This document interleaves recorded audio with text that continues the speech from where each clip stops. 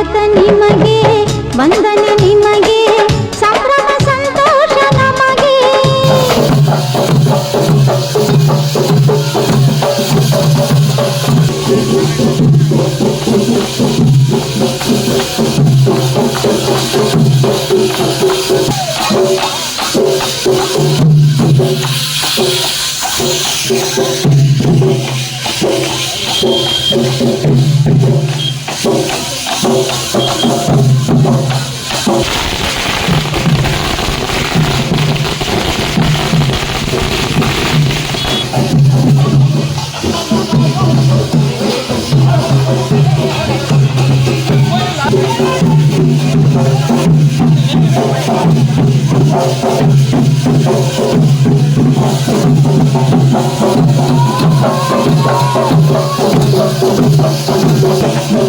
ಗುರುವಂದನಾ ಕಾರ್ಯಕ್ರಮವನ್ನು ತಾವು ಇಟ್ಕೊಂಡಿದ್ದೀರಿ.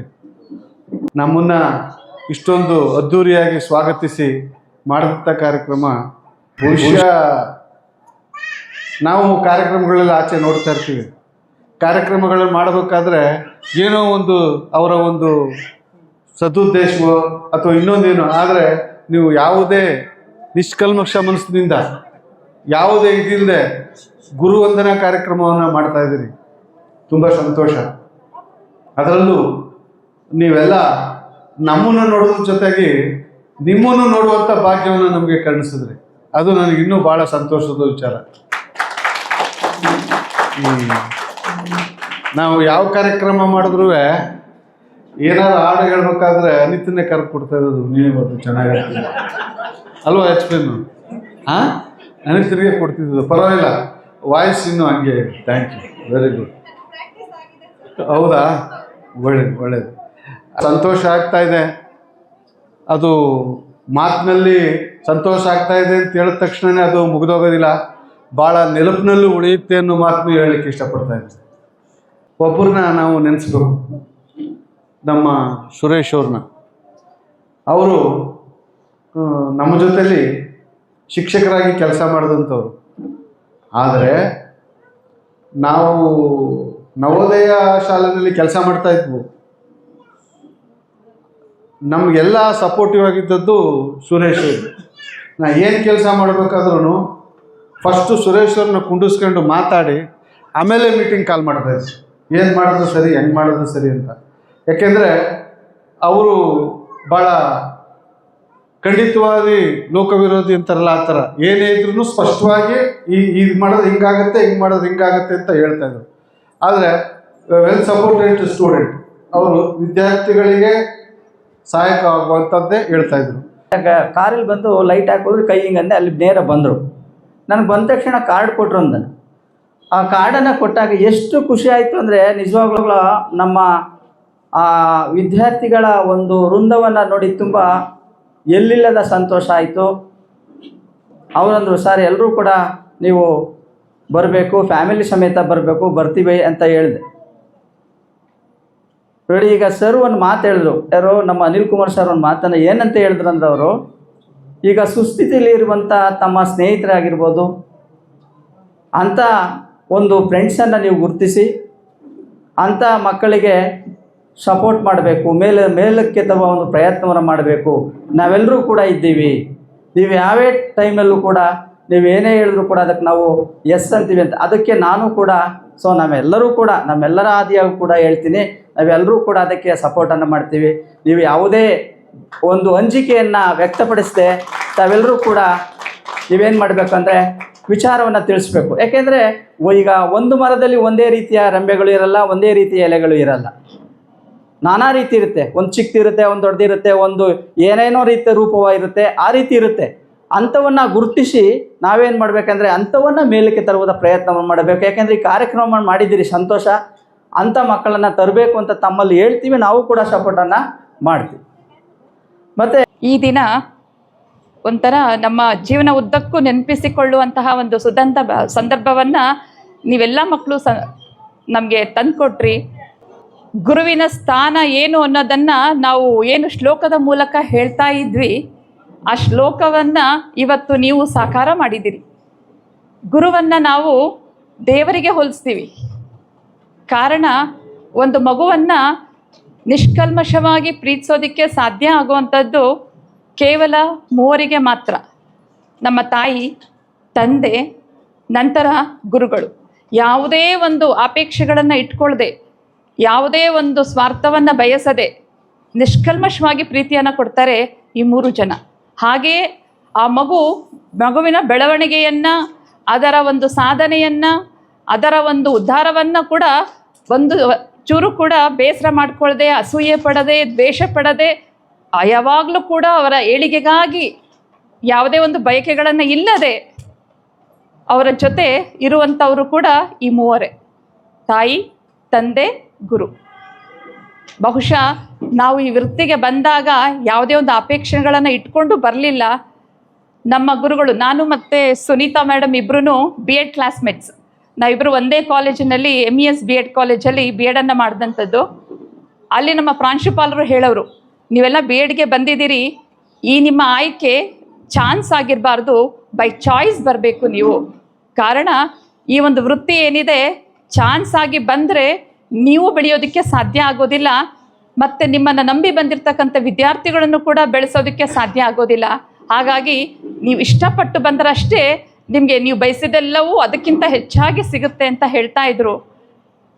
ನಾವು ಹೇಗೆ ಬಂದವೋ ಗೊತ್ತಿಲ್ಲ, ಬಟ್ ಒಂದು ಸಲ ಒಳಗಡೆ ಬಂದಮೇಲೆ ಇದು ನಮ್ಮ ಚಾನ್ಸ್ ಆಗಿರಲಿಲ್ಲ, ನಮ್ಮ ಚಾಯ್ಸ್ ಆಗಿ ಬದಲಾವಣೆ ಆಯಿತು. ಆ ಒಂದು ಪ್ರೀತಿ ನಾನು ಈ ಶಾಲೆಯಲ್ಲಿ ಇದ್ದಂಥದ್ದು ನವೋದಯ ಶಾಲೆಯಲ್ಲಿ ಕೇವಲ 10 ತಿಂಗಳು ಅಷ್ಟೇ. ಆ 10 ತಿಂಗಳು ನಾನು ಪಡೆದಿರ್ತಕ್ಕಂಥ ಪ್ರೀತಿ, ವಿಶ್ವಾಸ, ಬಾಂಧವ್ಯ ಜೀವನದುದ್ದಕ್ಕೂ ನೆನೆಯುವಷ್ಟು, ಅದಕ್ಕಿಂತ ಹೆಚ್ಚಾಗಿ ಸಿಕ್ಕಿದೆ. ಇದಕ್ಕೆ ಎಷ್ಟು ಧನ್ಯವಾದ ಹೇಳಿದ್ರು ಕೂಡ ಸಾಲದು. ಇವತ್ತು ಸ್ನೇಹಿತರ ದಿನ. ಇಂಥ ಒಂದು ಒಳ್ಳೆಯ ದಿನದಲ್ಲಿ ಮತ್ತೆ ಎಲ್ಲ ಒಂದು ಸಂಬಂಧಗಳು ಕೂಡ ನಿಲ್ಲೋದು ಗಟ್ಟಿಯಾಗಿ ಸ್ನೇಹದ ಬುನಾದಿಯ ಮೇಲೆ. ಹಾಗಾಗಿ ಅದು ಗುರು ಶಿಷ್ಯರ ಸಂಬಂಧ ಆಗಿರ್ಬೋದು, ಸಹೋದ್ಯೋಗಗಳ ಸಂಬಂಧ ಆಗಿರ್ಬೋದು. ಈ ಒಂದು ಸ್ನೇಹಿತರ ದಿನದಂದು ಒಂದು ಒಳ್ಳೆಯವಾದಂಥ ಕಾರ್ಯವನ್ನು ಮಾಡಿದ್ದೀರಿ. ನಿಮ್ಮ ಒಂದು ಪ್ರೀತಿ, ವಿಶ್ವಾಸ, ಭಕ್ತಿ ಇದಕ್ಕೆ ಬೆಲೆ ಕಟ್ಟಲು ಆಗಲ್ಲ. ಮತ್ತು ನಮ್ಮನ್ನೆಲ್ಲನೂ ಕೂಡ ಮೂಕ ವಿಸ್ಮಿತರನ್ನಾಗಿ ಮಾಡಿಬಿಟ್ರಿ. ನಮ್ಮ ಊಹೆಗೂ ಮಿಲುಕಿ ನೀವು ಇವತ್ತು ಒಂದು ಕಾರ್ಯಕ್ರಮವನ್ನು ಏರ್ಪಡಿಸಿ ನಮ್ಮನ್ನೆಲ್ಲರೂ ಸಂತೋಷಗೊಳಿಸಿದ್ದೀರಿ. ದೇವರು ನಿಮ್ಗೆಲ್ಲರಿಗೂ ಒಳ್ಳೆಯದನ್ನು ಮಾಡಲಿ. ಭಾಳಷ್ಟು ಮಾತಾಡಬೇಕು ಅಂದ್ಕೊಂಡು ಬಂದೆ ಕಣೆಯ. ಇವರ ಆಯೋಜನೆ ನೋಡಿಬಿಟ್ಟು ಮಾತು ಬರಲಿಲ್ಲ, ಮನಸ್ಸಿನಲ್ಲಿ ಉತ್ಸಾಹಕ್ಕೆ ಏನು ಮಾತಾಡಬೇಕು ಅಂತ ನನಗೆ ಗೊತ್ತೇ ಆಗಲಿಲ್ಲ ಅಂತ. ನನಗೂ ಈಗ ಅದೇ ಅನ್ನಿಸ್ತಾ ಇದೆ. ಈ ಉತ್ಸಾಹದ ಮಾತುಗಳನ್ನು ನೀವು ನಮಗೆ ಇಟ್ಟಿರ್ತಕ್ಕಂಥ ಒಂದು ಗೌರವವನ್ನು, ಈ ಇಟ್ಟಿರ್ತಕ್ಕಂಥ ಅಭಿಮಾನವನ್ನು ನೋಡಿದಾಗ ನಾನೇನು ಮಾತಾಡಬೇಕು ಅಂತ ನನ್ನ ಪದಗಳೇ ಇಲ್ಲ. ಈಗ ವಿದ್ಯಾರ್ಥಿಗಳಾಗಿ ನಿಮ್ಮನ್ನು ಕೂರಿಸ್ಕೊಂಡು ನಿಮ್ಮೊಂದು ಅನಿಸಿಕೆಗಳನ್ನ ಹಂಚ್ಕೊಳ್ಳೋಣ ಅನ್ನಲಿಕ್ಕೆ ನನ್ನ ಹಾಗೆ ನಮ್ಮ ಹಾಗೆ ನೀವು ಸಂಸಾರಿಗಳೇ ಆಗ್ಬಿಟ್ಟಿದ್ದೀರಿ ಅಂದ್ಕೊಂಡಿದ್ದೀರಿ. ಬಹುಶಃ 99% ಸಂಸಾರಿಗಳಾಗಿದ್ದೀರಿ ಅಂತ ಅಂದ್ಕೊಂಡಿದ್ದೀನಿ. ಇನ್ನು ಸಹಪಾಠಿಗಳಾಗಿ ಕುಳಿತುಕೊಂಡು ನಮ್ಮ ಅನಿಸಿಕೆಗಳನ್ನ ಹಂಚ್ಕೊಳ್ಳೋಣ ಅಂತ ನೋಡಿದಾಗ ಸಂಸಾರದ ಒತ್ತಡದ ಮಧ್ಯೆ ನನ್ನ ಮೈನವ್ರು ಇಷ್ಟೊಂದು ವಿಷಯಗಳನ್ನ ಬಿಡ್ತಾವ್ರಲ್ಲ ಅನ್ನೋ ಸಂದರ್ಭನೂ ಕ್ರಿಯೇಟ್ ಆಗ್ಬೋದೇನೋ ಅಂತ. ಹೌದಲ್ವಾ?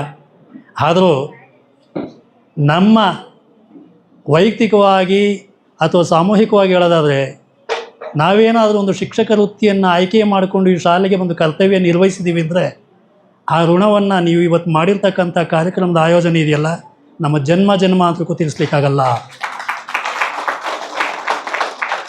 ಬಹುಶಃ ಅನೇಕ ಹುದ್ದೆಗಳನ್ನು ಸೃಷ್ಟಿ ಮಾಡ್ತಕ್ಕಂಥ ಒಂದು ಕೆಪಾಸಿಟಿ ಇರಬಹುದು ಶಿಕ್ಷಕನಿಗೆ.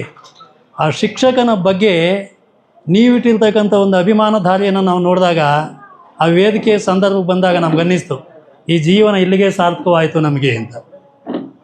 ಹೇಳ್ಕೊಂಡ್ರು ಮಾಸ್ಟರ್ಗಳು ಅವರೇ ಗ್ರೂಪಲ್ಲಿ ಅಂತ ಮಂಜ ಮೆಸೇಜ್ ಆಗ್ತಾನೆ. ಆಯಿತಾ, ನೀವೀಗೇನೋ ಒಂದೇ ಕಾರ್ಯಕ್ರಮ ಮಾಡ್ಬೇಕಾದ್ರೆ ಎಲ್ಲದಕ್ಕೂ ಬೇಕಾದ್ರೆ ಮಂಜಿಗೆ ಹೇಳ್ಬಿಡ್ತಾರೆ, ಅವನೊಬ್ಬರಲ್ಲೇ ನಾನು ಒಬ್ಬನೇ ಬತ್ತಿಕೊಂಡು ಮಾಡ್ತೀನಿ ಅಂತ ಅವನೊಬ್ಬರೇ ಹೇಳ್ತಾನೆ. ಅವನು ಅಷ್ಟೊಂದು ಪವರ್ಫುಲ್ ಆಗಿದ್ದಾನೆ. ಅದಕ್ಕೆ ಅವನನ್ನು ರೋಲ್ ಮಾಡೆಲ್ ಮಾಡ್ಕೊಳ್ಳಿ. ಅಂದರೆ ಮನ್ಸು ಮಾಡಿದರೆ ನನಗೆ ಮಂಜ ಒಬ್ಬ ಸಾಕು ರೋಲ್ ಮಾಡೆಲ್, ಬೇರೆಯವ್ರು ಯಾರೂ ಬೇಡ.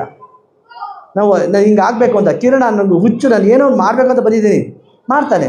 ಮಹೇಶ ನಾನು ಬಾಡಿ ಬಿಲ್ಡಿಂಗ್ ಮಾಡಿದ್ದೀನಪ್ಪ ಅಂತ ತೋರಿಸ್ಕೊಳ್ಳೋಕ್ಕೆ ಅವನು ಫೇಸ್ಬುಕ್ಕಲ್ಲಿ ಹಾಕ್ತಾನೆ. ನೋಡಿದಾಗ ಮಾಡಬೇಕಂತ ಅಂದ್ಕೊಳ್ತೀರಲ್ವಾ, ಅಂದ್ಕೊಳ್ಳೋಕ್ಕಿಂತ ಮುಂಚೆ ನಾನು ಮಾಡ್ಬೇಕಾದ್ರೆ ನಾನು ಎಷ್ಟು ಫಿಟ್ ಇದ್ದೀನಿ ನೋಡ್ಕೋಬೇಕಲ್ಲ. ಅದಕ್ಕೆ ನಾನು ಮೆಂಟಲಿ ನಾನು ಪ್ರಿಪೇರ್ ಆಗಬೇಕಲ್ಲ. ನಾನು ಹೇಳ್ದು mental preparation is better than each and ethical, non ethical, moral, any books. ಇವೆಲ್ಲಕ್ಕಿಂತ ಬೆಸ್ಟ್ ಅಂದರೆ ನಿಮಗೆ ನೀವೇ role models. GT Lata madam ಸಂಸ್ಕಾರಯುತವಾಗಿ ಮಾತಾಡಿದರು. ನಮ್ಮ ಸುನೀತಾ ಮೇಡಮು ಭಾವನಾತ್ಮಕವಾಗಿ ಮಾತಾಡಿದರು.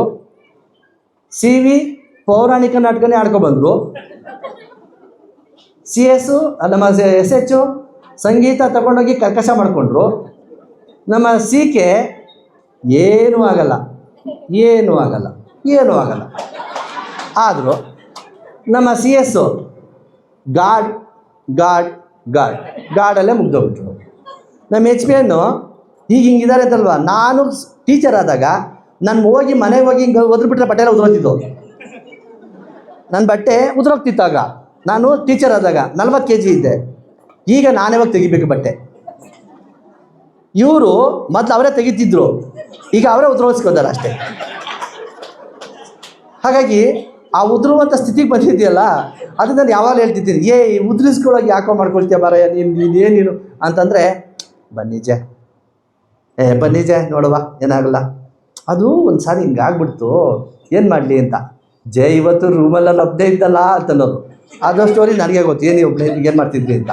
ಹಂಗೆ ಅವರು ಒಬ್ಬೊಬ್ಬರು ಇರೋ ಸ್ಟೋರಿ, ಇಬ್ಬಿಬ್ಬರು ಇರೋ ಸ್ಟೋರಿ ಅವೆಲ್ಲ ಸೆಕೆಂಡರಿ. ಬಟ್ ಆ ಸ್ಟೋರಿನ ಎಂಜಾಯ್ ಮಾಡೋದು ಇದೆಯಲ್ಲ, ಮನಸ್ಥಿತಿ, ಅದು ನಿಮ್ದಾಗಬೇಕು.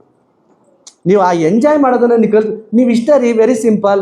ಅವನಿಗೆ ತೊಂದರೆ ಆಗಬಾರ್ದು ಅಂತ ನೀವು ಒಂದು ಸಾರಿ ಅಂದ್ಕೊಳ್ರಿ, ನೀವು ಮುಂದೆ 100 ಜನ ನಿಮ್ಮ ಸ್ನೇಹಿತರಿರ್ತಾರೆ ರೀ. ಅವ್ನಿಗೆ ತೊಂದರೆ ಆಗಬೇಕು ಒಂದು ಸಾರಿ ಅಂದ್ಕೊಳ್ರಿ, ನಿಮ್ಮ ಬೆನ್ನಿಂದ 100 ಜನ ಇರ್ತಾರೆ ರೀ. ಮುಂದೆ ಇರಬೇಕಾ ಜನ, ಹಿಂದೆ ಇರಬೇಕಾ, ನೀವೇ ಡಿಸೈಡ್ ಮಾಡ್ಕೊಳ್ಳಿ. ಇಂಥ ಒಂದು ಕಾರ್ಯಕ್ರಮ ಅತಿ ವಿರಳ. ಈ ಒಂದು ಕಾರ್ಯಕ್ರಮ ಅತಿ ವಿರಳ. ಅಂಥದ್ರಲ್ಲಿ ನೀವೆಲ್ಲ ಸಂಘಟಕರಾಗಿ ಸಂಘಟನೆಯನ್ನು ಮಾಡಿ ಇವತ್ತು ಒಂದು ಕಾರ್ಯಕ್ರಮವನ್ನು ಆಯೋಜನೆ ಮಾಡಬೇಕಾದ್ರೆ ತುಂಬ ಕ್ಲಿಷ್ಟವಾದಂಥ ಒಂದು ಸಂದರ್ಭ. ಅಂಥದ್ರಲ್ಲಿ ಸುಮಾರು 23 ವರ್ಷ ಆಯಿತು ಇಲ್ಲಿಗೆ. 2004 2005ನೇ ಬ್ಯಾಚು, ಇವತ್ತು 2026 ಈ ಇಸ್ವಿ. ಅಲ್ಲಿಗೆ 23 ವರ್ಷಗಳಾಯಿತು. ಈ 23 ವರ್ಷಗಳ ಸುದೀರ್ಘವಾದಂತಹ ನಿಮ್ಮ ಒಡನಾಟಗಳು ಏನಿದೆ, ನಿಮ್ಮ ಒಡನಾಟದ ಬಾಂಧವ್ಯಗಳು ಹೇಗಿದೆ, ನಿಮ್ಮ ಒಡನಾಟದಲ್ಲಿರ್ತಕ್ಕಂಥ ನಿಮ್ಮ ಸಂಬಂಧಗಳು ಹೇಗಿವೆ ಅನ್ನತಕ್ಕಂಥದ್ದನ್ನು ನಾವು ಕೂಡ ಅರ್ಥ ಮಾಡ್ಕೊಳ್ಬೇಕು ಇವತ್ತು. ಏಕೆಂತಂದರೆ ಇಂಥ ಒಂದು ಕಾರ್ಯಕ್ರಮ ಮಾಡಲಿಕ್ಕೆ, ಇಂಥ ಒಂದು ಕಾರ್ಯಕ್ರಮವನ್ನು ನಾವು ಅನುಭವಿಸ್ಲಿಕ್ಕೆ ನಾವೇನಾದ್ರೂ ಪುಣ್ಯ ಅಂತ ಮಾಡಿದರೆ ಅದು ನಿಮ್ಮ ಮುಖಾಂತರ. ಯಾಕೆ ಅಂತಂದರೆ ನೀವು ಆ ದಿನಗಳಲ್ಲಿ ನವೋದಯ ಮಾದರಿ ವಸತಿ ಶಾಲೆಯಲ್ಲಿ ನೀವು ಕಳೆದಂತಹ ಒಂದು ಶಿಕ್ಷಣ, ನೀವು ಕಳೆದಂತಹ ದಿನ, ನಿಮ್ಮ ಆಟೋಟಗಳು, ನಿಮ್ಮ ಹಾಡು ಪಾಡು ಎಲ್ಲವೂ ಕೂಡ ನಮ್ಮ ಕಣ್ಣೆದುರಿಗೆ ಬರ್ತಾ ಇದೆ. ನಾವು ಯಾವತ್ತೂ ಮರೆಯಲ್ಲ, ಮರೀಲಿಕ್ಕೆ ಸಾಧ್ಯವೂ ಇಲ್ಲ. ಯಾಕೆಂತಂದರೆ ನನ್ನ ಇವತ್ತು ಯಾರಾದರೂ ಕರೀತಾರೆ ಅಂತಂದರೆ ನವೋದಯ CV ಅಂತ ಇವಾಗಲೂ ಕರೀತಾರೆ, ವಾಲಿಬಾಲ್ CV ಅಂತ ಇವತ್ತು ಕರೀತಾರೆ. ಇಷ್ಟು ಮಟ್ಟಿಗೆ ಮಾಡಿದಿರಲ್ಲ ಅಷ್ಟಕ್ಕೆ ನಮಗೆ ಸಂತೋಷ ಅಷ್ಟೇ. ನಾವೇನು ಹೇಳಿದ್ವಿ, ಈಗ ಒಂದು ಹಾಡು ಹೇಳ್ಬಿಡ್ತೀನಿ ಕೇಳ್ಕೊಂಡು. ಒಂದೇ ಮಾತು ಒಂದೇ ಮನಸ್ಸು ಒಂದೇ ನೀತಿ ಬೇಕು, ನಮ್ಮ ನಾಡಿನ ಮಕ್ಕಳೆಲ್ಲರೂ ಒಂದುಗೂಡಬೇಕು. ಜಾತಿ ಎರಡೇ ಎರಡು, ಗಂಡು ಹೆಣ್ಣು ಎಂದು.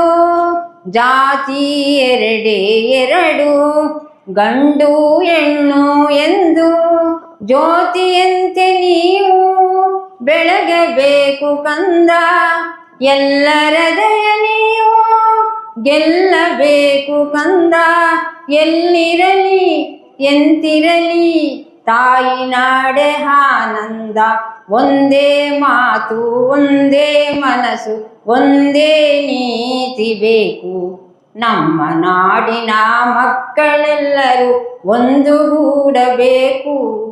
ಮಾತೆ ಮುದ್ದು ಜಾಣ, ಮಾತೆ ಕೇಡಿನ ತಾಣ. ಮಾತೆ ಮುದ್ದು ಜಾಣ, ಮಾತೆ ಕೇಡಿನ ತಾಣ. ಮಾತೆ ದೈವವನ್ನು ಮರೆಯಬೇಡ ಚಿನ್ನ. ಹೇಳಿ ಹೇಳಿ ಹೇಳಿ ನಾಡ ಕರೆಯ ಕೇಳಿ ನಾಳೆ ಎಲ್ಲ ನಿಮ್ಮದೇ ವೀರರಾಗಿ ಬಾಳಿ ಒಂದೇ ಮಾತು ಒಂದೇ ಮನಸ್ಸು ಒಂದೇ ನೀತಿ ಬೇಕು ನಮ್ಮ ನಾಡಿನ ಮಕ್ಕಳೆಲ್ಲ ಒಂದುಗೂಡಬೇಕು. ಥ್ಯಾಂಕ್ಸ್.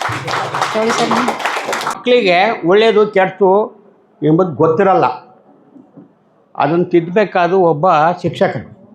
ನಮ್ಮ ತಂದೆಯರು ಯಾವಾಗಲಾದರೂ ಏನಾದರೂ ಒಂದು ಹೆಣ್ಣು ನೋಡಬೇಕು ಗಂಡು ನೋಡಬೇಕು ಇಲ್ಲೇನಾದರೂ ಅಪ್ಪನೇ ಕೇಳಬೇಕು ಅಂತಂದರೆ ಹುಡುಗರ ಕೈಲಿ ಮಕ್ಳ ಕೈಲಿ ಎಂಬುದು ಬೆಳ್ಳಿ ಹಿಡ್ಸೋರು. ಆ ಬೆಳ್ಳಿ ಹಿಡಿದು ಹೋದರೆ ಅದೇ ಸಕ್ಸಸ್. ಅಷ್ಟು ನಂಬಿಕೆ. ನನಗೂ ಅಷ್ಟೇ ರೀ, ಅವ್ರ ಗುಣ ನಮಗೂ ಬಂದಿರ್ತವೆ. ಅದಕ್ಕೆ ನಾನು ಹೇಳ್ತೀನಿ, I always remembered 2004 and 5 students, old students, staying in my heart without forget.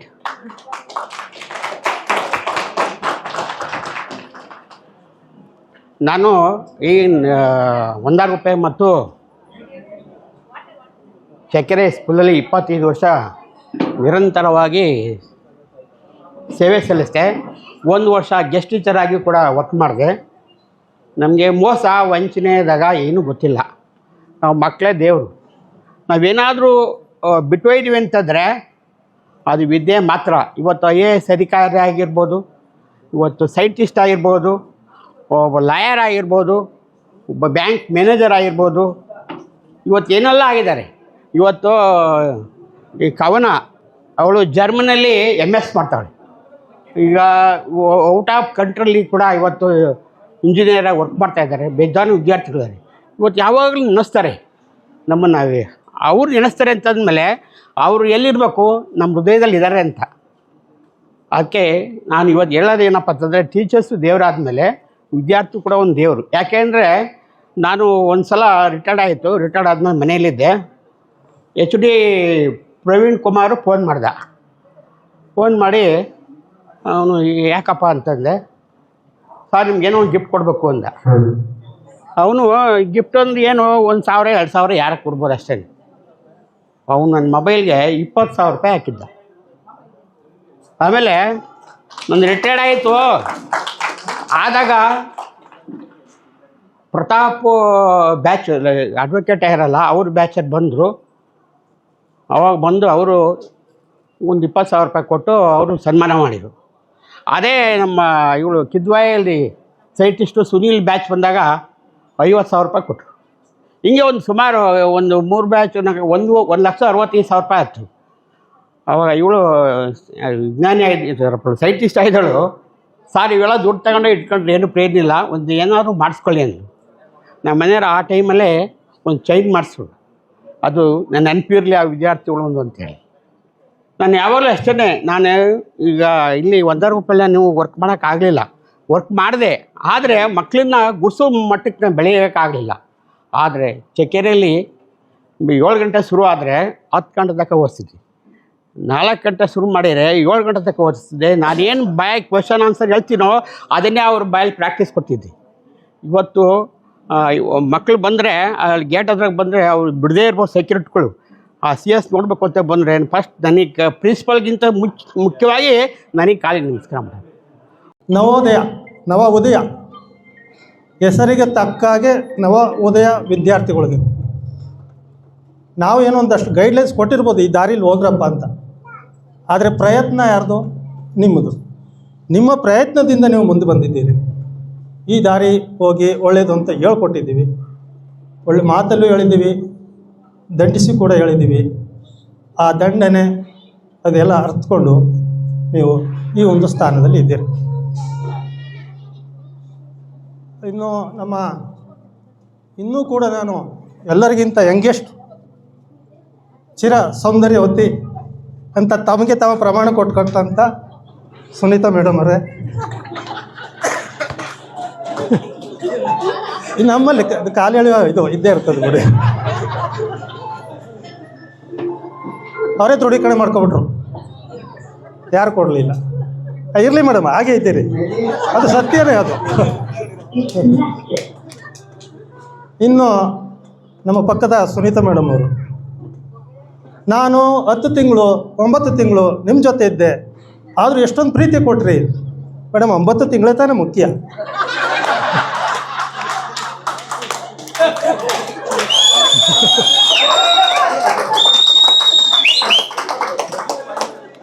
ಬೇರೆ ಏನೋ ಅರ್ಥ ಕಲ್ಪಿಸ್ಕೋಬೇಡಿ.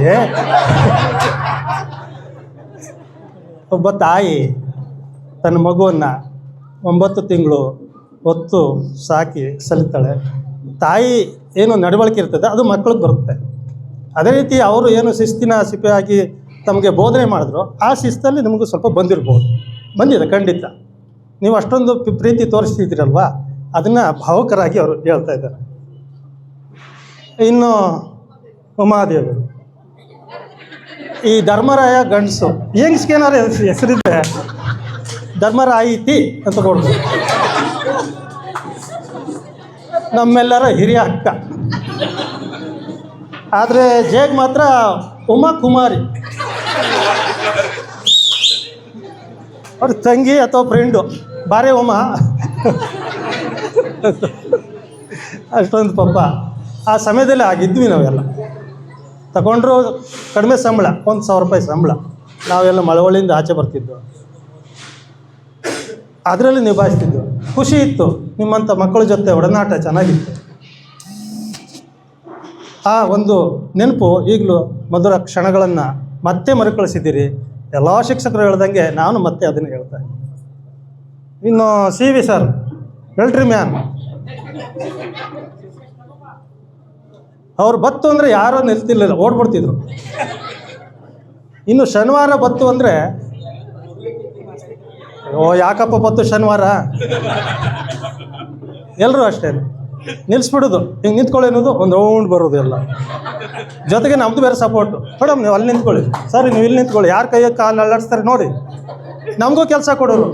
ಅಯ್ಯೋ ಎಷ್ಟೊತ್ತು PT ಕ್ಲಾಸ್ ಮುಗ್ದದಪ್ಪ ನಮಗೂ. ಇನ್ನು ಗಂಡು ಮಕ್ಕಳು ತಿಂದಿರುವಷ್ಟು ಏಟು ಅವ್ರ ಕೈಲಿ, ಹೆಣ್ಮಕ್ಳು ಕಮ್ಮಿನೇ ಪಾಪ, ನೋವಾಗುತ್ತೆ ಅವ್ರಿಗೆ. ನಿಮಗೂ ಬಿದ್ದಾವೆ, ಬೆಳ್ತಿದ್ರು. ಇಲ್ಲ ಪನಿಷ್ಮೆಂಟ್ ಥರ ಯಾವ್ದಾರ ಒಂದು ಆಸನ ಹೇಳ್ಬಿಟ್ಟು ನಿಲ್ಲಿಸ್ಬಿಡೋದು, ಅದೇ ದೊಡ್ಡ ಪನಿಷ್ಮೆಂಟು.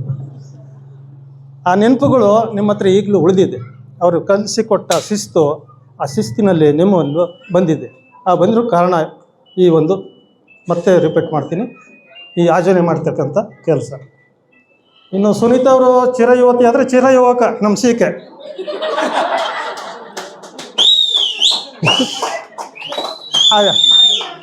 ಇದಕ್ಕೆಲ್ಲ ಕಾರಣ ಅವರ ಶ್ರೀಮತಿ ಅವರ ಆರೈಕೆ.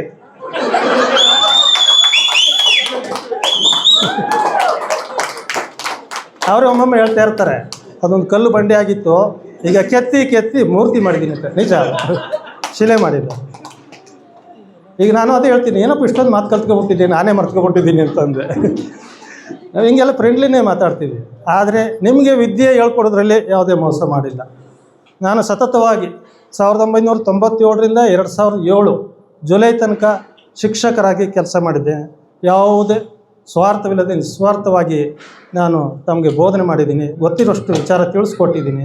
ಆ ನಿಸ್ವಾರ್ಥ ಸಾಧನೆಗಾಗಿ ಮತ್ತು ನಮ್ಮ ನಿರಂತರ ಓದು ನನಗೆ ಅವಾಗಲೇ ಛಲ ಇತ್ತು. ಒಂದು ನಾನು ಸರ್ಕಾರಿ ಕೆಲಸ ತಗೊಳ್ಳೇಬೇಕು, ಯಾವುದೆಲ್ಲ ಲಂಚ ಕೊಡದೆ ಒಂದು ಪ್ರಯತ್ನ ನನ್ನ ಮೈಂಡಲ್ಲಿತ್ತು.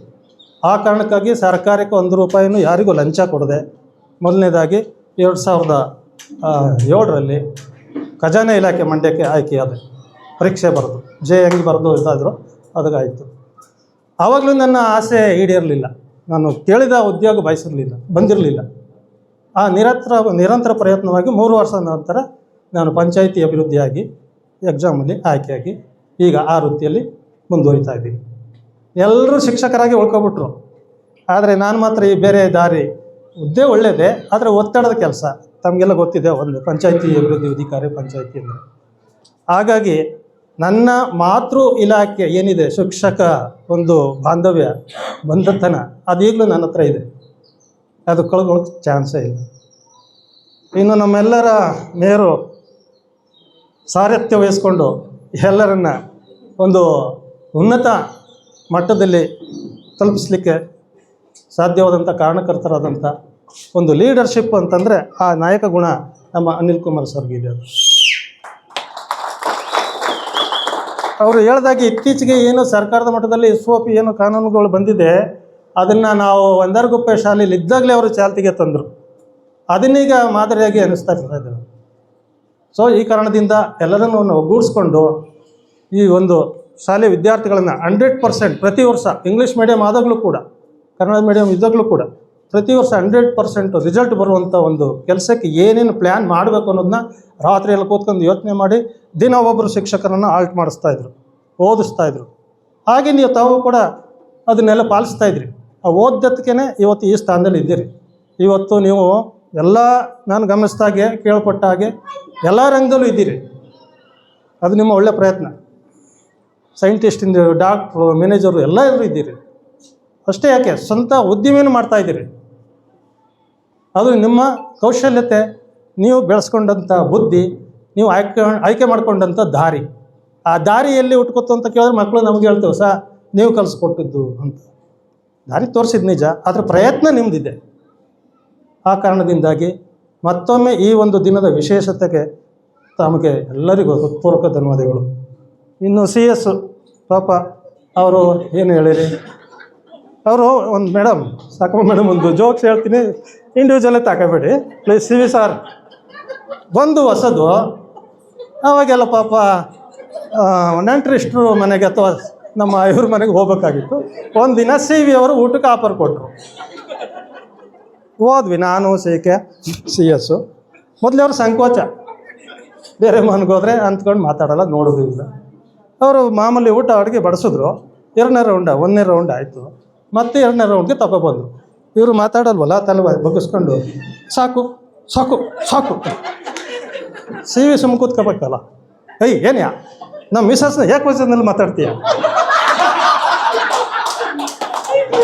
ಅಂದರೆ ಅವ್ರಿಗೆ ಗೊತ್ತಿಲ್ಲ ಅವ್ರ ಮಿಸಸ್ ಹೆಸರು ಸಾಕಮ್ಮ ಅಂತ.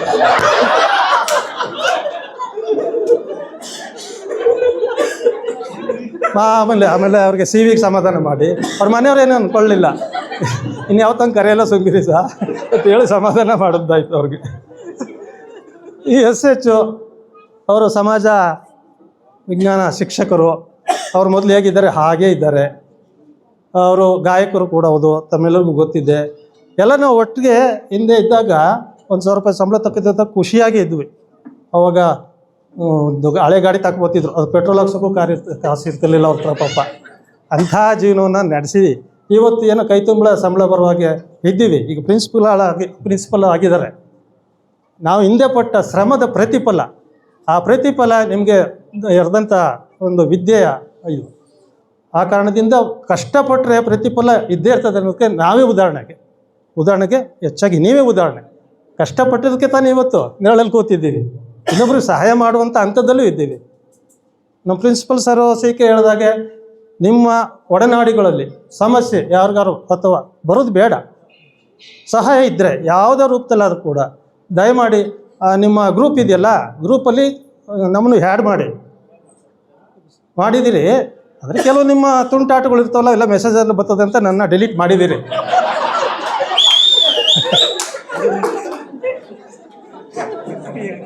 ರಿಮೂವ್ ಯು ಇಲ್ಲ, ನಾವು ಒಳ್ಳೇದು ಮಾತ್ರ ತಗೋತೀವಿ. ಸೀರಿಯಸ್ ವಿಚಾರ ಇದ್ದಾಗ ಸುಖದ ವಿಚಾರಕ್ಕಿಂತ ದುಃಖದ ವಿಚಾರ ಇದ್ದರೆ ಹಂಚ್ಕೊಳ್ಳಿ, ಏನು ತೊಂದರೆ ಇಲ್ಲ. ನಾನೇ ಕೇಳ್ಕೊಂಡು ಹಾಕ್ಸ್ಕೊಂಡೆ, ನನಗೆ ಗೊತ್ತಿದ್ದು ಹಾಕ್ಬಿಟ್ಟು. ಯಾಕೆಂದರೆ ಕಣ್ಣುವದಲ್ಲಿ ಒಂದು ಇದಾಯಿತು, ನೋಡ್ತಾ ಇದ್ದೀನಿ. ನಮ್ಮನ್ನು ಊಟ ಮಾಡಿ ಗಂಭೀರವಾಗಿ ಕಳಿಸಿ ಆಮೇಲೆ ಬಂತು ಪಾರ್ಟ್ 2 ನೃತ್ಯ ಮೋಜು. ಇವೆಲ್ಲ ಗೊತ್ತಾಗ್ಬಿಡ್ತದೆ ಅಂತ. ಅದು ಸಾಮಾನ್ಯ, ಏನು ಮಿತಿ ಮೀರಲ್ಲ ಅಂತ ಗೊತ್ತು ನಮಗೆ, ಹಿಂದೆ ಕಷ್ಟಪಟ್ಟು ಬಂದಿದ್ದೀವಿ. ಇನ್ನು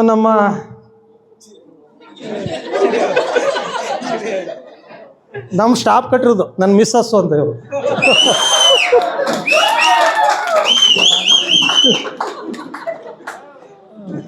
ಪ್ರವಾಸಕ್ಕೆ ಹೋದಾಗ ಅಲ್ಲೂ ಏನು ನಾವು ಶಿಸ್ತು ಹಿಡ್ಕೊಂಡು ಸಿವಿ ಥರ ಕೋಲು ಹಿಡ್ಕೊಂಡು ಮಾತಾಡ್ಕೋದ ಜಾಲಿಯಾಗಿ ಹೋಗೋದೇ ಪ್ರವಾಸಕ್ಕೆ. ದಿನ ಇದ್ದದ್ದೇ ಇರ್ತದೆ, ತಮಾಷೆಗಿದ್ದಾಗ ಅವೆಲ್ಲ ನಡೀತಿತ್ತು. ನಾವು ಆತ್ಮೀಯರು, ತುಂಬ ಆತ್ಮೀಯರು, ಎಲ್ಲರೂ ಆತ್ಮೀಯರೇ. ಆದರೆ ಒಂದೇ ಏಜ್ನವರು ಆದರೂ ಸ್ವಲ್ಪ ಪ್ರೀತಿ ಜಾಸ್ತಿ ಇರ್ತದೆ. ಸುನೀತ್ ಅವ್ರು ಹೆಂಗೆ ಎಷ್ಟೋ ಇವರು ಅಷ್ಟೇ. ಇಬ್ಬರನ್ನ ಬಿಟ್ಬಿಡ್ಬೇಕು ಈಗ. ಎಂಥದೋ ಫ್ಯಾಷನ್ ಶೋ ಬರ್ತದಲ್ಲ, ಒಬ್ಬ ವಿನ್ನರು ಒಬ್ಬ ರನ್ನರಪ್ ಆಯ್ತಾರೆ. ಅದನ್ನಾರು ಮಾಡ್ಬೇಕಿಲ್ಲ ಸಾಂಸ್ಕೃತಿಕ ಕಾರ್ಯಕ್ರಮದಲ್ಲಿ ಇಲ್ಲಿ ತಮಾಷೆಗೆ ಹಾಂ ಅವ್ರು ಮಾಡ್ತಿದ್ರು. ಇನ್ನು ನಾನು ಹೇಗಿದ್ದೆ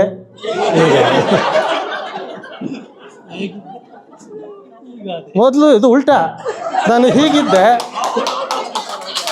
ಇನ್ನು ನನಗಿಂತ ನರಪೇತಲ್ಲ ಪ್ರಾಣಿ, ಊಟ ಮಾಡ್ತಿರ್ಲಿಲ್ಲ ಏನಿಲ್ಲ. ಈಗ ಹೆಂಗೋ ರಿಕವರಿ ಆದರು. ಅಂದರೆ ನನ್ನ ಆರೋಗ್ಯದಲ್ಲಿ ಸ್ವಲ್ಪ ದಿನಗಳ ಕಾಲ ಸ್ವಲ್ಪ ತಿಂಗಳುಗಳ ಕಾಲ ವ್ಯತ್ಯಾಸ ಆಗಿತ್ತು, ತುಂಬ ವ್ಯತ್ಯಾಸ ಆಗಿತ್ತು. ಆ ಕಾರಣದಿಂದ ಚೇತರಿಸ್ಕೊಳ್ಳೋಕ್ಕೆ ಸಮಯ ತಗೋತು. ಸತ್ತು ಬದುಕುವಂಥ ಸ್ಥಿತಿಯಲ್ಲಿದ್ದೆ. ಸತ್ತು ಬದುಕಿದ್ದೀನಿ. ಈ ನನ್ನ ಆರೋಗ್ಯ ವಿಚಾರಣೆ, ನನ್ನ ಶುಶ್ರೂಷೆ ಮಾಡ್ತಕ್ಕಂಥ ಒಂದು ಜವಾಬ್ದಾರಿಯನ್ನು ನನ್ನ ಶ್ರೀಮತಿಯವರು ತಗೊಂಡ್ರು. ಅವ್ರಿಗೆ ತುಂಬ ಧನ್ಯವಾದ. ಇನ್ನು ಬಟ್ಟೆ ಒಗೆಯುವ ವಿಚಾರಕ್ಕೆ ಸೋಪು ಕದಿಯುವುದು, ಬಟ್ಟೆ ಇದು ಸೋಪ್ ಹಾಕದೇನೆ ಅಜ್ಜಿ ಹಾಕುವುದು, ವಾಸನೆ ಕಣೆಯೋದು, ಆಮೇಲೆ ಕಲ್ಲು ಬುಕ್ ಮಾಡ್ಕೋಬೇಕಲ್ಲ ಒಗಿಕ್ಕೆ, ಅಲ್ಲಿ ಏನೋ ಒಬ್ರು ಮಾಡಿಬಿಟ್ಟಿದ್ರು, ಮುಟ್ಟಂಗಿಲ್ಲ ಯಾರು. ಅದನ್ನು ಡಾಕ್ಟರ್ ಆಗಬೇಕು ಅನ್ನೋ ಉದ್ದೇಶದಿಂದ ಯೋಚನೆ ಮಾಡಿ ಆಗಲೇ ಜಯಶ್ರೀ ಕಲ್ಲನ್ನು ಮೂಸಿ ವಾಸನೆಯನ್ನು ಪತ್ತೆ ಮಾಡಿದ್ಲು. ಜಯಶ್ರೀ ನೆನಪಿದೆಯಪ್ಪ? ಅಲ್ಲಿ ಒಂದೇ ಡೋರಲ್ಲಿ ಇಬ್ಬರು ಓಡಾಡ್ಬೇಕಲ್ಲ, ಈ ಗೊತ್ತಾಗ್ಲೇಬೇಕಲ್ವಾ? ಇವು ಹೇಳ್ದೆ ಹೋದ್ರು ಪಕ್ಕದವಳು ಹೇಳಲೇಬೇಕಲ್ವಾ? ಅವಳು ಹುಚ್ಚ ಮಾಡಿಬಿಟ್ಟಿಲ್ಲ, ಮೂಸ್ತಾವಳೆ. ಇದು ಆ ಬಾಲ್ಯದ ನೆನಪು ಇನ್ನು ನಿಮ್ಮನ್ನ ಕಾಡಿಸುತ್ತೆ, ಪ್ರೀತಿ ಮಾಡೋಂಗೆ ಹಾಕುತ್ತೆ. ಇನ್ನು ಮೊಟ್ಟೆಗೋಸ್ಕರ ಜಗಳಾಡ್ತಿದ್ದು ಗಂಡು ಮಕ್ಕಳು, ತಟ್ಟೆ ಹೊಸ್ಕೊಬಿಡೋದು. ಇದೇ ನಂದು ಗುರುತು ಅನ್ನೋದಕ್ಕೆ 3 ತೂತು 4 ತೂತು, ಕಾಂಪಿಟೇಷನ್ ಮೇಲೆ 5 ತೂತು ಮಾಡಿಬಿಡೋದು, ರಂಗೋಲಿ ಬಿಟ್ಟಂಗೆ ತೂತು ಮಾಡಿ. ಇದು ನೋಡಿ ಇದು ಕಿರಣಂದು ಅಂದ್ಬಿಡೋದು, ವಿಚಿತ್ರವಾಗದೆ ಅಂತ. ಇದು 2 ತೂತ್ರಿದೆ ಅರುಣೊಂದು, ಹಿಂಗೆ ಗುರ್ತು ಮಾಡಿ ಇಟ್ಕೋತಿದ್ವಿ, ಮಾಡ್ತಿದ್ರಿ. ಎಂಥ ಒಂದು ಸಂಬಂಧ ಇತ್ತು ಅವಾಗ. ಆ ಬಾಲ್ಯದ ನೆನಪು ಈಗ ನಿಮ್ಗೆ ಇನ್ನೂ ಮರುಕಳಿಸ್ತದೆ. ಈಗ ಹಿರಿಯವರು ಹೇಳ್ದಾಗೆ ಈಗೆಲ್ಲ ತಾವು ಕೂಡ ಫ್ಯಾಮಿಲಿ ಓಲ್ಡರ್ ಆಗಿದ್ದೀರಿ, ಜವಾಬ್ದಾರಿ ಇದೆ, ಹೇಗೆ ನಡ್ಕೊಂಡು ಹೋಗ್ಬೇಕು ಅನ್ನೋದಕ್ಕಂಥದ್ದನ್ನ ನಾವು ಹೇಳೋದಕ್ಕಿಂತ ಮುಂಚೆ ನಿಮ್ಮ ಅನುಭವಕ್ಕೆ ಬಂದಿದೆ. ಆ ರೀತಿ ನಡ್ಕೊಂಡು ಹೋಗ್ತೀರಿ. ನೀವು ನಿಮ್ಮ ಹತ್ತಿರದವ್ರಿಗೆ ಸುಸ್ಥಿತಿಲಿರ್ತಕ್ಕಂಥ ದುಸ್ಥಿತಿಯವ್ರಿಗೆ ಸಹಾಯ ಮಾಡಿ ಅಂತ ಏನು ಗೈಡ್ಲೈನ್ಸ್ ಕೊಟ್ಟಿದ್ದಾರೆ, ಅವ್ರದ್ದು ಅದನ್ನು ಮನಸ್ಸಲ್ಲಿ ಇಟ್ಕೊಂಡು ತಾವು ದಯಮಾಡಿ ಮುಂದಿನ ಜೀವನ ಇನ್ನೂ ಉತ್ತಮವಾಗಿರಲಿ. ಎಲ್ಲರೂ ಕೂಡ ನಗ್ನಗ್ತಾ ಇರಿ. ಇಷ್ಟೆಲ್ಲ ನಮ್ಗೆ ಅಭಿನಂದನೆ ಸಲ್ಲಿಸಿದ್ರಿ, ನಿಮ್ಗೆ ಒಳ್ಳೇದಾಗ್ಲರಪ್ಪ, ತುಂಬ ಚೆನ್ನಾಗಿರಿ ಅಲ್ವ ಸರ್? ಚೆನ್ನಾಗಿರ್ಬೇಕು. ಮನೆಯವರು ಇಲ್ಲೇ ಅವರೇ ಮುನಿಸುತ್ತಾರವ ಯಾಕೆ? ಇನ್ನೊಂದು ಯಾವುದು ಸಂಗಾತಿ ಬೇರೆ, ಒಬ್ಬರೇ ಸಂಗಾತಿ, ಆ ಸಂಗಾತಿನ ಹಾಡು ಹೇಳ್ತಾ ಇದ್ದೀರಿ. ಮನೆಗೆ ಹೋಗಿ ವಿಚಾರಿಸ್ಕೊಳ್ಳಿ ಮೇಡಮ್. ಕಾನ್ಫಿಡೆಂಟ್ ಇದೆ ಬಿಡಿ ಮೇಡಮ್. ನಮ್ಮ ನವೋದಯ ಶಾಲೆ ಮಕ್ಕಳು ಹೇಗೆ ಕಾನ್ಫಿಡೆಂಟು, ಇಂಟೆಲಿಜೆಂಟು, ಹಾಗೆಯೇ ಕೂಡ ನೀವು ಕೂಡ ನಮ್ಮ ಫ್ಯಾಮಿಲಿ ಓಲ್ಡರ್, ನಮ್ಮ ಸಂಸಾರದ ಕಣ್ಣುಗಳು, ನೀವು ಕೂಡ ನಮ್ಮ ಮೇಲೆ ಖಂಡಿತ ನಂಬಿಕೆ ಇಟ್ಟಿದ್ದೀರಿ ಅಂತಕ್ಕಂಥ ಮಾತುಗಳನ್ನು ಹೇಳ್ತಾ, ಎಲ್ಲ ಪ್ರೀತಿಯ ವಿದ್ಯಾರ್ಥಿನಿಯರಿಗೆ ನಿಮ್ಮ ಮಕ್ಕಳಿಗೂ ಒಳ್ಳೆಯದಾಗಲಿ, ನಿಮಗೂ ಒಳ್ಳೆಯದಾಗಲಿ ಅಂತೇಳಿ ಇನ್ನೂ ಸ್ವಲ್ಪ ಹೆಚ್ಚಕ್ಕೆ ಸ್ಟ್ರೆಂತ್ ಹಾಕೊಳ್ಳಿ. ನಮ್ಮ JK ಹ್ಯಾಂಡ್ ಓವರ್ ಮಾಡ್ತೀನಿ. Thank you.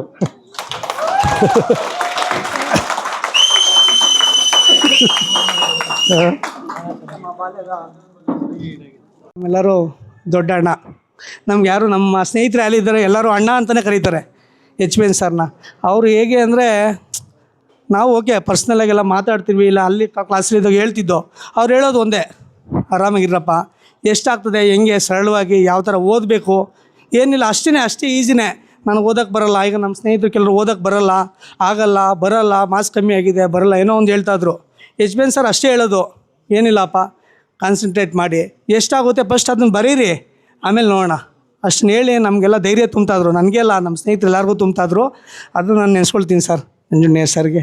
ಮತ್ತು ಕೃಷ್ಣಪ್ಪ ಸರ್, ನಾನು 8th ಜಾಯ್ನ್ ಆದೆ, ನನಗೆ ಆಗ ಹೊಸದು. ಆಗ ಸರ್ ನನಗೆ ಗೊತ್ತಿಲ್ಲ, ನನಗೇನಂತ ಗೊತ್ತಿಲ್ಲ, ಬಟ್ ಸಾರ್ ನನಗೆ ಫಸ್ಟು ಒಂದು 2-3 ಡೇಸ್ ಅಷ್ಟೇ ನಾನು ಜಾಯ್ನ್ ಆಗಿದ್ದು.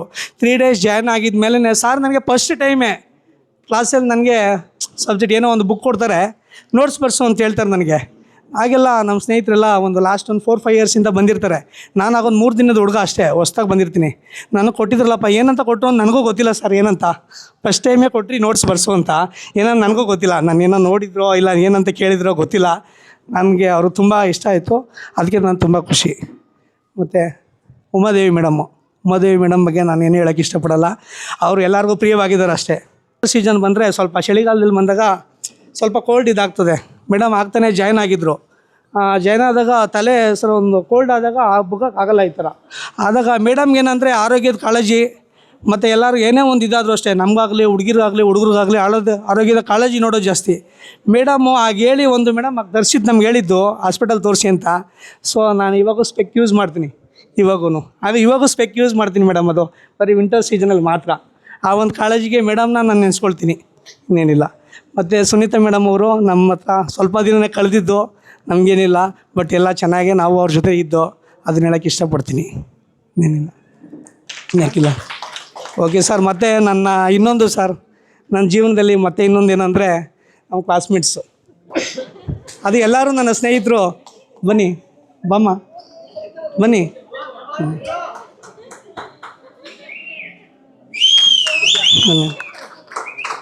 ಮಕ್ಕಳು ಇಲ್ಲಿ ಸಾತ್ವಿನಿ,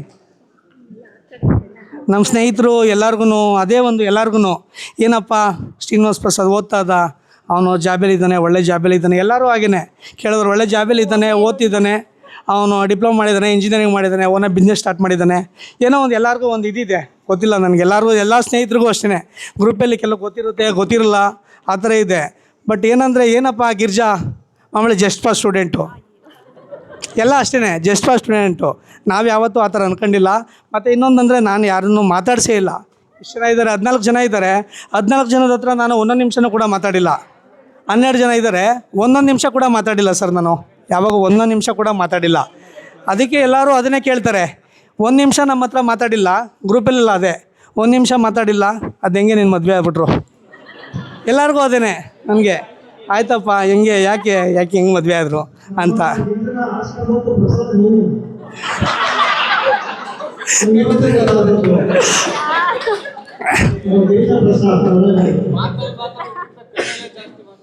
ಹೌದು ಸರ್, ಹೌದು.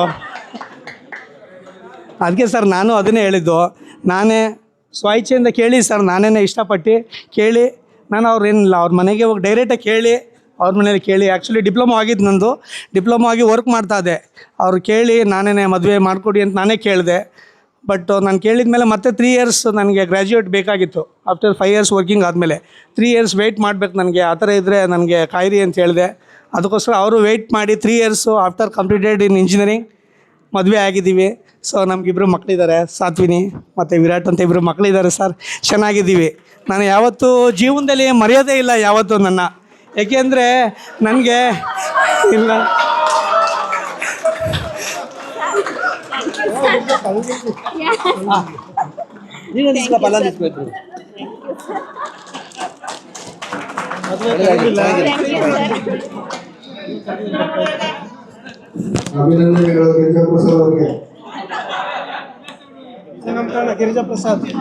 ಒಂದು ಹೆಮ್ಮೆ ನಮ್ಮ ಶಾಲೆ ಹೆಸರಲ್ಲೇ ಇದೆ. ನಾವು ಶಿಸ್ತು ಕಲ್ತಿರೋದಾಗಿರ್ಬೋದು, ಶಿಕ್ಷಕರ ಜೊತೆ ಹೆಂಗೆ ನೋಡ್ಕೋಬೇಕು, ಎಲ್ಲರ ಜೊತೆ ಹೆಂಗೆ ನೋಡ್ಕೋಬೇಕು ಅನ್ನೋದನ್ನು ನಮ್ಮ ಶಿಸ್ತನ್ನ ನನಗೆ ನನ್ನ ಶಾಲೆ ಕಲಿಸ್ಕೊಟ್ಟಿದೆ. ನನಗೆ ತುಂಬ ಹೆಮ್ಮೆ. ನಮ್ಮ ಶಾಲೆ ಹೆಸರಲ್ಲೇ ಇದೆ, ನವೋದಯ ಮಾದರಿ ವಸತಿ ಶಾಲೆ. ಅದೇ ಥರನೇ ಎಲ್ಲ ನನ್ನ ಫ್ರೆಂಡ್ಸ್ ಎಲ್ಲರೂ ಅಷ್ಟೇ ಅದೇ ಥರ ಮಾಡಲಾಗೆ ಇದ್ದಾರೆ. ನವೋದಯ ಮಾಡಲ್ ರೆಸಿಡೆನ್ಷಿಯಲ್ ಸ್ಕೂಲ್ ಅಂದರೆ ಅದು ಮುಂಚೆ ತುಂಬ ಫೇಮಸ್ ಆಗಿರಲಿಲ್ಲ. ಇವಾಗ ಆ ಶಾಲೆಯಲ್ಲಿ ಒಂದು ಅವಕಾಶ ಸಿಗಬೇಕಂದ್ರೆ ತುಂಬ ಕಷ್ಟಪಡಬೇಕು. ನಾವು ಕಷ್ಟಪಡೋದು ಅಲ್ಲದೆ ನಮ್ಮ ಶಾಲೆಯಲ್ಲಿ ನಮ್ಮ ಶಿಕ್ಷಕರು 4 ಗಂಟೆ ರಾತ್ರಿಗೆ ಎದ್ದು ಓದಿಸಿ ನಮ್ಮನ್ನು ಇಷ್ಟರ ಮಟ್ಟಿಗೆ ಒಂದು ಗುರುತಿಸೋ ಥರ ಮಾಡಿದ್ದಾರೆ. ಇನ್ನೊಂದು ಹೇಳ್ಬೇಕಂದ್ರೆ ನಮಗೆ SR ಸರ್ ಇದ್ದಾರಲ್ಲ, ಅವ್ರನ್ನ ಕಂಡ್ರೆ ತುಂಬ ಭಯ ಇತ್ತು ನನಗೆ. ಅವರು ಒಂದು ಸಲ ಪ್ರಿನ್ಸಿಪಲ್ ಸರ್ ರೂಮಿಗೆ ಹೋಗೋವಾಗ ನನಗೆ ಅಡ್ಡವಾಗಿ ಸಿಕ್ಕಿದ್ರು. ಅವ್ರು ಹೇಳಿದ್ರು, ನೀನೇನೋ ಒಂದು ಸಾಧನೆ ಮಾಡ್ತೀಯಾ, ನೀನು ಓದು, ನೀನು ನನಗೆ ಅದೊಂದು ಐಡೆಂಟಿಫೈ ಮಾಡಿದೆ ಒಂದು ದೊಡ್ಡ ಖುಷಿ. ಆ ಥರ ಎಲ್ಲ ವಿದ್ಯಾರ್ಥಿಗಳಿಗೂ ಒಂದು ಐಡೆಂಟಿಫೈ ಮಾಡಿದ್ರೆ ತುಂಬ ಖುಷಿಯಾಗಿ ಅವ್ರು ನಮ್ಮ ಸರ್ ನಮ್ಮನ್ನು ಗುರುತಿಸಿದ್ರು ಅನ್ನೋ ಹೆಮ್ಮೆ ಜಾಸ್ತಿ. ಅವ್ರು ಇನ್ನೂ ಚೆನ್ನಾಗಿ ಓದೋಕ್ಕೆ ಅವಕಾಶ ಸಿಗುತ್ತೆ. ಇದೇ ಥರ ಎಲ್ಲ ವಿದ್ಯಾರ್ಥಿಗಳಿಗೂ ಇನ್ನೂ ಚಿಕ್ಕ ಚಿಕ್ಕ ಮಕ್ಕಳು ಗುರುವಂದನಾ ಕಾರ್ಯಕ್ರಮವನ್ನು ಹಮ್ಮಿಕೊಂಡಿದ್ದೀವಿ. ಸೊ ಅನಿಸಿಕೆ ನಂದೇನು ಹೇಳುವಂಥದ್ದಿಲ್ಲ, ಯಾಕಂತಂದರೆ ನನ್ನೆಲ್ಲ ಕೆಲವೊಂದು ಫ್ರೆಂಡ್ಸ್ಗಳು ಅನಿಸಿಕೆಗಳನ್ನ ಹೇಳಿದ್ದಾರೆ.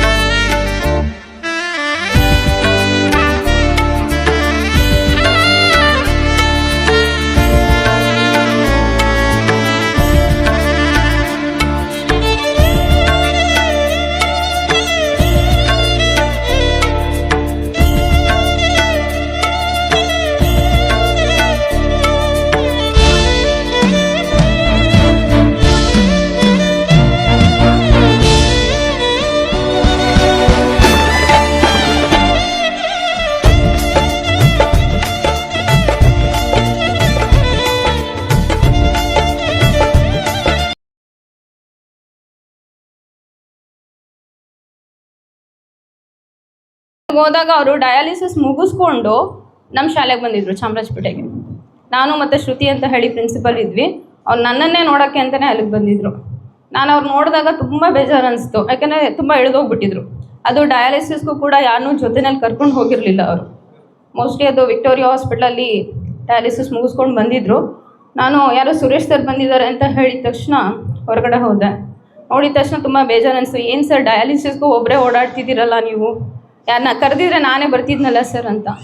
ಜೊತೆಗೆ ನಾನು ಇಲ್ಲಿರುವಂತಹ ನನ್ನ ಸಹ ಉದ್ಯೋಗಿಗಳೇನಿದ್ದಾರೆ ಅವ್ರಿಗೂ ನಾನು ಕೃತಜ್ಞತೆ ಸಲ್ಲಿಸ್ತೀನಿ. ಯಾಕೆಂತಂದರೆ ನಾವು ಬರೀ ತಮಾಷೆ ಮಾಡ್ಕೊಂಡು ಓಡಾಡೋದು ಒಂದೇ ಅಲ್ಲ, ಎಲ್ಲರೂ ಕೂಡ ಅವರಿಗೆ ಅವ್ರ ಸಂಕಷ್ಟದ ಪರಿಸ್ಥಿತಿನಲ್ಲೂ ಕೂಡ ಎಲ್ಲರೂ ಅವ್ರ ಜೊತೆ ಇದ್ದರು. ನಿಜವಾಗ್ಲೂ ನಾನು ಇರಲಿಲ್ಲ ಅಂತಂದ್ರು ನನ್ನ ಸ್ನೇಹಿತರು ಇದ್ರಲ್ಲ ಅನ್ನೋ ಒಂದು ಖುಷಿ ಅಂತೂ ಇದೆ. ಅದು CK ಆಗಿರ್ಬೋದು, ಇಲ್ಲ SH ಆಗಿರ್ಬೋದು, ಇಲ್ಲಾಂದರೆ JSR ಆಗಿರ್ಬೋದು, ಅವ್ರ ಜೊತೆನಲ್ಲಿದ್ವು. ಸೊ ಒಂದು ಸ್ನೇಹ ಅಂತಂದರೆ ಹೀಗೆ ಇರಬೇಕು ಅಲ್ವಾ? ಸ್ನೇಹ ಅಂದರೆ ಕೇವಲ ನಾವು ಸಂತೋಷಕ್ಕೋಸ್ಕರ ಎಲ್ಲರೂ ಒಟ್ಟುಗೂಡೋದಲ್ಲ ಸ್ನೇಹ. ಕಷ್ಟ ಸುಖದಲ್ಲೂ ಕೂಡ ನಾವೆಲ್ಲರೂ ಒಟ್ಟಾಗಿ ಒಬ್ಬರ ಕಷ್ಟಕ್ಕೆ ನಾವು ಆಗೋದೇ ಸ್ನೇಹ ಅಂತ ಅನಿಸುತ್ತೆ. ಈ ದಿನ ಒಂದು ಒಳ್ಳೆಯ ದಿನವೇ ನೀವೆಲ್ಲ ಈ ಒಂದು ಕಾರ್ಯಕ್ರಮನ ಆಯೋಜನೆ ಮಾಡಿದ್ದೀರಾ. ಆಮೇಲೆ ಅಲ್ಲಿ ಬಂದಮೇಲೆ ಅವ್ರು ಊಟ ಮಾಡಿದ್ರು. ನಾನು ಹೇಳಿದೆ, ಅವ್ರು ಯಾವತ್ತೂ ಯಾರ ಹತ್ರನೂ ಕೈ ಚಾಚಿದವ್ರಲ್ಲ. ಎಂಥ ಪರಿಸ್ಥಿತಿನಲ್ಲೇ ಇದ್ದರೂ ಕೂಡ ತುಂಬ ಸ್ವಾಭಿಮಾನ ಜಾಸ್ತಿ ಅವರಿಗೆ, ಮತ್ತು ಸರಳತೆ ಜಾಸ್ತಿ. ಮತ್ತು ಎಂಥ ಒಂದು ಸಂಕಷ್ಟ ಪರಿಸ್ಥಿತಿನಲ್ಲಿ ಒಂದ್ಸರಿ ನನಗೆ ಏನೋ ಒಂದು ತುಂಬ ಪರಿಸ್ಥಿತಿ ಚೆನ್ನಾಗಿಲ್ದಿರೋ ಅಂಥ ಸಂದರ್ಭದಲ್ಲಿ ತುಂಬ ಸರಳವಾಗಿರುವಂತಹ ಒಂದು ಏನಂತ ಹೇಳ್ತೀವಿ ಸಲಹೆಯನ್ನು ನೀಡ್ತಾ ಇದ್ರು ಅವರು. ನನಗೆ ಹೇಳಿದ್ರು ಒಂದ್ಸರಿ ಒಂದು ಪರಿಸ್ಥಿತಿ, ಅದನ್ನು ತುಂಬ ಎಕ್ಸ್ಪ್ಲೈನ್ ಮಾಡೋಕ್ಕಾಗಲ್ಲ, ಅಂಥ ಪರಿಸ್ಥಿತಿನಲ್ಲಿ ಹೇಳಿದ್ರು, ಆಯಿತು ನೀವು ಇಲ್ಲಿ ಕೆಲಸ ಮಾಡ್ತಿದ್ದೀರಾ, ನೀವು ಒಂದೇ ಒಂದು ಮಾತು ಹೇಳಿ ಸರ್, ನಿಮಗೆ ನನ್ನನ್ನು ಬೇರೆ ಕಡೆ ಟ್ರಾನ್ಸ್ಫರ್ ಕೊಟ್ಬಿಡಿ ಸರ್, ನನಗೆ ಸುಮ್ಮನೆ ಈ ರೀತಿ ಹರಾಸ್ ಮಾಡೋ ಬದಲು ಬೇರೆ ಕಡೆ ಟ್ರಾನ್ಸ್ಫರ್ ಕೊಟ್ಬಿಡಿ ಅಂತ ಕೇಳಿ ಅಂತ.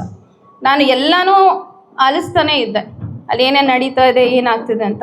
ಕೊನೆಯಲ್ಲಿ ಅವ್ರ ಮಾತನ್ನೇ ನಾನು ಹೇಳಿದೆ ಅಲ್ಲಿ. ಅದನ್ನು ಹೇಳಿದ್ಮೇಲೆ ಬಹುಶಃ ಆ ಒಂದು ವಾತಾವರಣ ಏನಿತ್ತು ಅದು ಬಹಳ ತಿಳಿಯಾಯಿತು.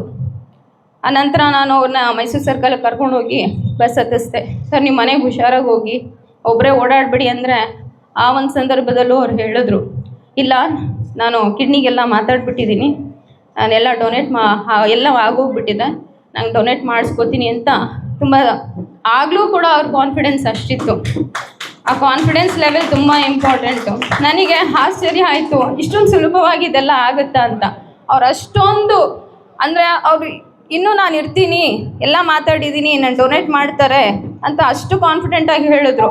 ನಾನು ಏನು ಹೇಳಬೇಕು ಅಂತ ನಂಗೆ ಗೊತ್ತಾಗಲಿಲ್ಲ, ಯಾಕೆಂತಂದರೆ ನಂಗೆ ಗೊತ್ತಿತ್ತು ಇದೆಲ್ಲ ಅಷ್ಟೊಂದು ಸುಲಭವಾಗಿ ನಡೆಯುತ್ತಾ ಅಂತ. ಆದರೆ ಅವ್ರ ಕಾನ್ಫಿಡೆನ್ಸ್ ಲೆವೆಲ್ ನೋಡಿ ಸದ್ಯ ಅವ್ರು ಹೇಳ್ದಂಗೆ ಆಗ್ಲಪ್ಪ ಅಂತ ಅಂದ್ಕೊಂಡೆ. ಬಟ್ ವಿಧಿ ಆಟ ಬೇರೆಯೇ ಇತ್ತು.